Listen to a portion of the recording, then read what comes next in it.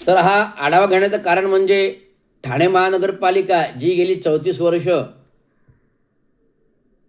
बळीचा बकरा बनून लुटली गेली.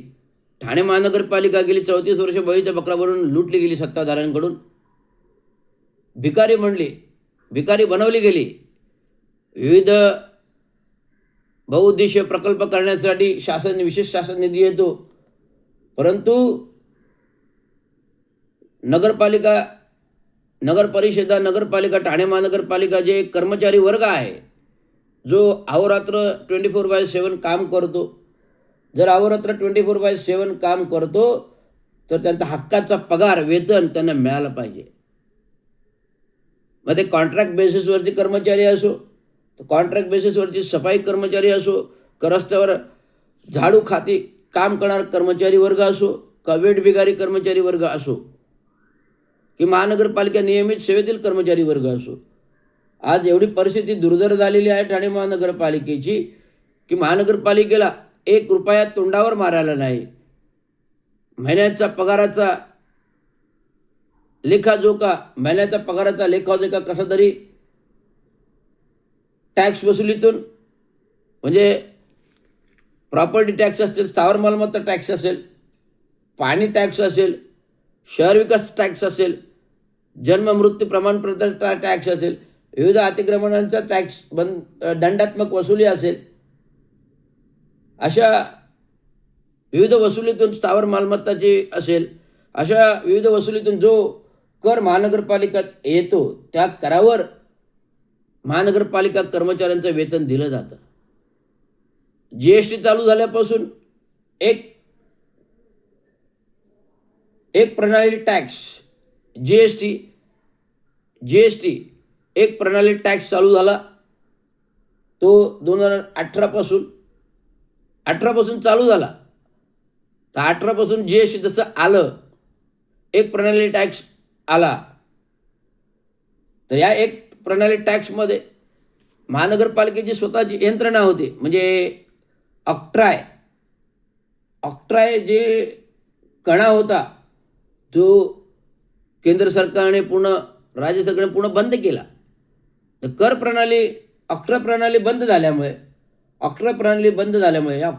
बंद झाल्यामुळे महानगरपालिका अपंग झाली. जी स्वावलंबी होती ऑक्ट्रायच्या, दिवसागणित जो भरणा व्हायचा,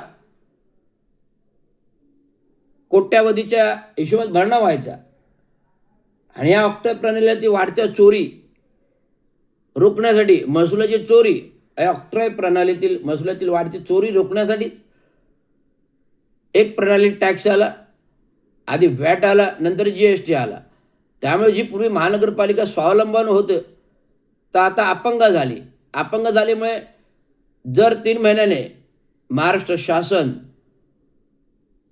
ठाणे महानगरपालिका असेल, विविध महानगरपालिका असेल, 33% महसुली भरणात देतं.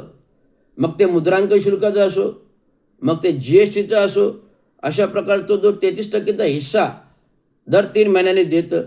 या 3 महिन्यातून आलेल्या हिस्सावरच आणि महानगरपालिकेची कर प्रणाली, स्थावर मालमत्ता, पाणी खातं, शहर विकास, जन्म मृत्यू विकास, प्रॉपर्टी, अनाधिकृत बांधकामे, यातून आलेली वसुली आणि हा 3 महिन्यातून येणारा GSTची वसुली, यातून महानगरपालिकेच्या कर्मचाऱ्यांचं वेतन दिलं जातं.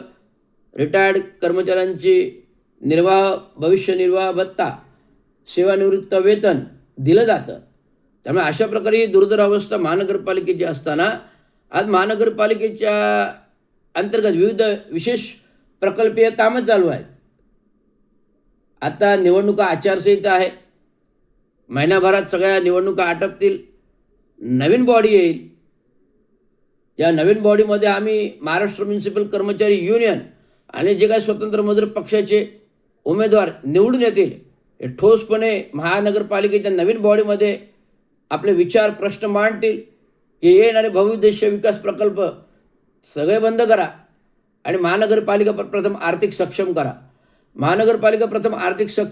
हा आमचा नारा असेल. पूर्वीची जी महानगरपालिकेचं श्रीमंतीचं वैभव, मुंबईनंतर 2 नंबरची महानगरपालिका श्रीमंतीचं वैभव परत महानगरपालिकेला मिळवून द्यायचं, हा आमचा कटाक्ष असेल.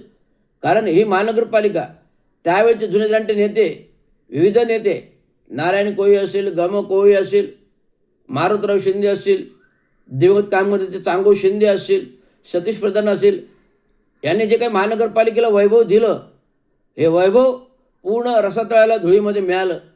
जो नाव होतं महानगरपालिकेचे श्रीमंत महानगरपालिका 2 नंबरची, ते पूर्ण रसातळाला. महानगरपालिका आजच्या घडीला भिकारी झालेली आहे.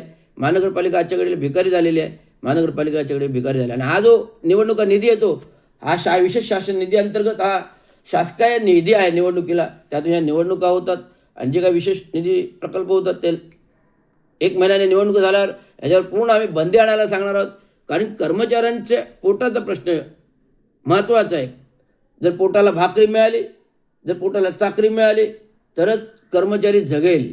त्यामुळे कर्मचाऱ्यांकडे कोण विशेष लक्ष देत नाही. त्यामुळे हे लक्ष देण्यासाठी महानगरपालिकेवर स्वतंत्र मजूर पक्षाचे उमेदवार आणणं गरजेचं आहे, हे मी तुम्हाला सांगतो. एवढंच माझा आत्ताचा विवंचन आहे. आता प्रचार प्रसार 23 तारखेला फॉर्म भरल्यानंतर प्रचार प्रसार चालू होईल. विविध पक्षांच्या आज मिटिंग्स आहेत 4 वाजता. आज 4 वाजता सकाळपासून मिटिंगच आहेत. विविध पक्षांना भेटीगाठी करणं उद्यापर्यंत, म्हणजे आज 2 दिवस आहेत, रविवार आहे, सोमवार आहे आणि 23 तारखेपासून फॉर्म भरणं चालू होईल, फॉर्म घेणं चालू होईल, फॉर्म भरणं चालू होईल. संपूर्ण जय्यत तयारी लोक लागलेली आहेत. आणि पुन्हा एकदा सांगू इच्छितो